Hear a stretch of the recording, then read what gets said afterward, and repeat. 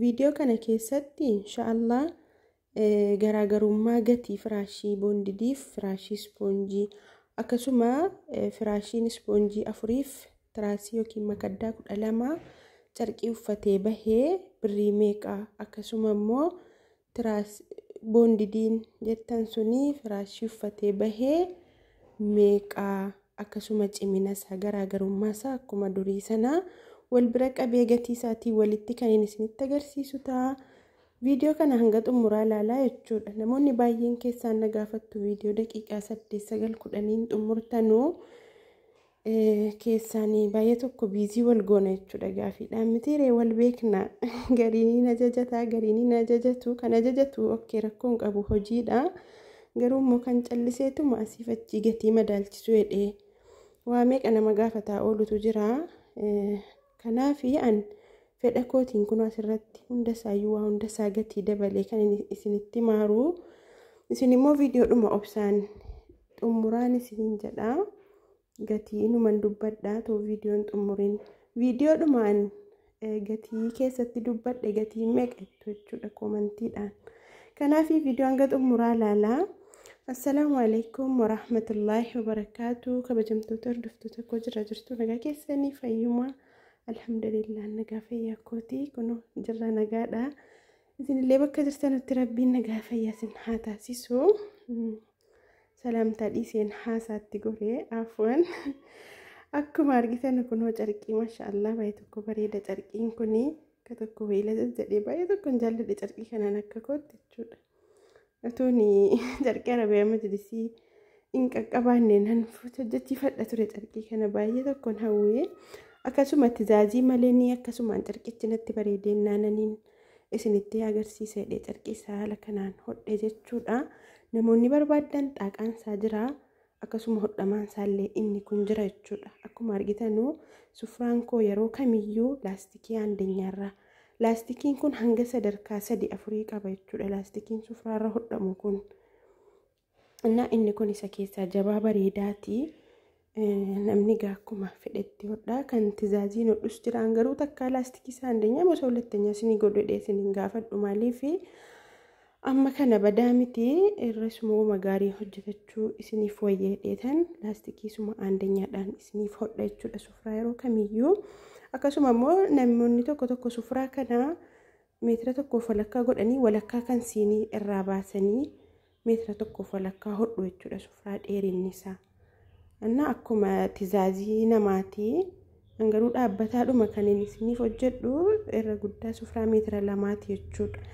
Kana kan hin dubbadheef namoota gatii wal madaalchistanuuf sufraan meetira meeqa amma fakkeenyaaf ekeleen firaashii 4 tiraasii 12 birrii ammanaan hojjeta ekeleen moo ammanaan hojjeta jechuu qofa osoo hin taane hojiin nama sanaa sun akkamii maanni garaagarummaansaa jettaniillee sanas madaalchisuu qabdu malee birrii qofa waliin madaalchisinaa irra guddaan qodaan gaarii ta'uudha. Akkasii ala kulli haal minxaafii kana waliin illee maachiin goone afanni kun maashaallah namoonni barbaadanii carqii firaashii ispoonjii hodhamee jira kuni bitachuu dandeessu kanallee ta'u kan biraallee dabalataan ajajachuu jettanii ajajachuu dandeessu jaahizatu jiran isiniin jedha. Kun akkuma argitanuu haala kanaan jechuudha. Amma kan hin afee jiru firaashii ispoonjii irratti afee jira. Namoonni tokko firaashiin inni jaloo galuu qaba carqiin irra keessaa jedhu. Jaloo galees dhiises firaashiin ispoonjii yeroo muraasa booda gatii haphatu yennaan carqiin kun dhaqee badaatti gurguddata jechuudha. Itti gurguddata maaliif gadi jedhaa ta'a firaashiin ispoonjiin. Hamma firaashii boondidii immoo gadi buuseen isinitti agarsiisa. Kun akkuma argitan kuni firaashii boondidii kan tizaaziidha kan hordoftoota kooti jechuudha. Carqiin isaallee hodhamee lafa taa'aara meeshaa biraa qabu meeshaa sana jaahiza godheefiin walitti inshaallah gaafa meeshaan qophaa'ee xumuramee jedhe yoo haalli naaf mijate viidiyoo irraa kan isiniif hojjedhu ta'a. Yoo bicate karaa boondidii 10 wayiiti jechuudha. Hedduu kan namoota hedduuti jechuudha kan jiru hedduu biraallee jira. Carqiin isaa hodhamee bahee kabarii isa jalaallee haala sanaan itti dhiisisee amma meeshaan biraa jaahiza ta'uufitti taa'uutti jira jechuudha. Akkuma argitan kunoo giddiidhaan hanga dachii gadi darbadhe jechuudha. Firaashii boondidiidhaan carqii diimaa uffatee jiru kuni maashaallah girmaa mogosii samii miilaalame akkam guddate innaan firaashiin kun baay'ee tokko bareeda. Namoonni illee maatiidhaaf hojjechiistan maatiin keessan akka baay'ee tokko irraa gammadanii kunoo kan waggaa dura ani biyya ta'e wayitti ergee jedhe dheengadda kan akkasii ollaan barbaade jedhee footoo kaasee natti ergee ani irraanfadhee kayyuu ajajicha akkuma sanatti taa'ee maashaallah akka inni bareedu jechuudha. Waggaa dura gaalaan nuu nuti ispoonjiitii immoo aphatteetti jechuudha. Yoona afamtuyyuun bareeddutus firaashii ispoonjii ta'e. Innaa akkuma argitanu kunoo inni diimaan kun firaashii boondidiidha. Isiin achi jirtu immoo suma nama afee jiru ispoonjiidha jechuudha.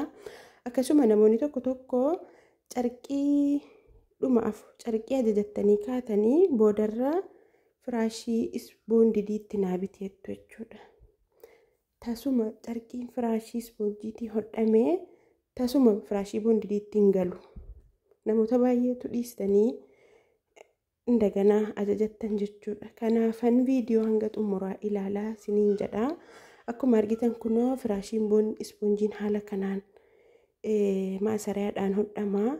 Ziippii yoo hodhamillee hin ta'u firaashii ispoonjiin maaliif inni nuu booda firaashiin keessaa bicataa dhufa carqiin itti ballataa dhufa gatii ta'ennaa yoo ziippii ta'e rakkoodha.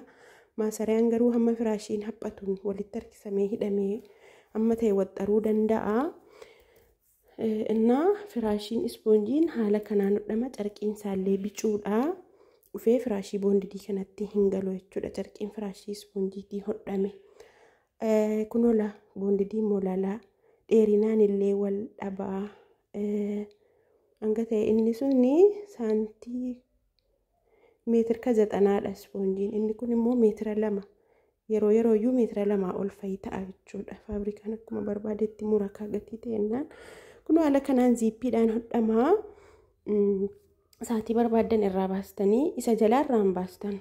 Isa jalaa moo laazim dirqama miti irraa baasanii miicuun itti galchuun isaallee nama rakkisa isa. Nama 2-3 maletti namaan galu jechuudha. Kanaaf isa jalaa inni jalaa sila siin xuratu akkuma kavariitti qabee taa'uufanitti isinii hojjechiisee yoo barbaadan immoo irraa baastanii akkuma miicitaniitti deebisachuus ni dandeessu. Sarara keessaa kana garuu kun haala kanaan ziippiidhaan hojjetame gatii ta'ennaan haala salphaa ta'een itti baastanii miicitanii qassettanii itti deebifachuu dandeessu jechuudha. Akkasuma immoo namoonni tokko tokko maasaraadhaan hodhu akkuma isa kan firaashii ispoonjii sanatti ziippii dhiisanii maasaraadhaan hodhu jechuudha. Suni hin bareedu. Hojii amma kana qulqullina qabuun jedhamu kun maaliif tokkoffaa boondidiin sun karaa girgiddaatti taanee duwwaa taa'umsaas ni dabbara. Lammaffaa immoo inni yoo gadi hin jedhu yoo ziippiidhaan hodhame waa tokkoyyuu rakkoon qabu. Hubatii bareeduma kan inni kennu yoo ziippiidhaan hodhame malee maasaraadhaan hodhamuunsaa amma kana badaa miti jechuudha akka firaashii ispoonjii sana. Namni tokko firaashiidhuma ispoonjii ziippiin naa hodhiyeettu firaashiin ispoonjii yoo ziippiin hodhame booda isinuma rakkata jechuudha. Maaliif yaala naphatee jedhee dhaqee isin jalaa keessaa ballata jechuudha.